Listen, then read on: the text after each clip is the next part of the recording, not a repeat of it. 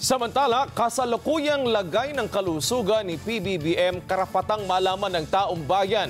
Ayon kay Attorney Raul Lambino. Alamin natin ang balita kay Erlo Bringas. Erlo. Wedge, wala namang mawawala kung malalaman daw ng taong bayan ang kasalukuyang kalusugan ni Pangulong Ferdinand Marcos Jr.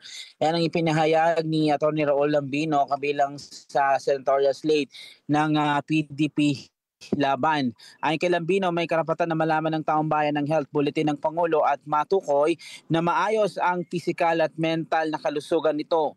Nagugat ang usap-usapan na yan matapos na mag-viral ang video ni PBBM na dumudugo ang bibig habang nagtatalumpati sa isang aktibidad na dinaluhan nito.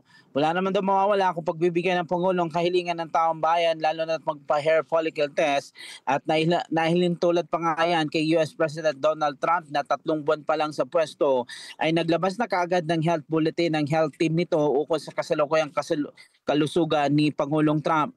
Muli ding giniit ni Lambino na walang pagbibintang sa kahilingang hair follicle test, kundi isa ito sa paraan para matapos na raw ang usap-usapan patungkol sa kumalat na polvoron video na di umano ng Pangulo. Nauna lang sinabi ng Malacanang na nasa maayos na kalusugan ng Pangulong Marcos at fit ito sa kanyang tungkulin.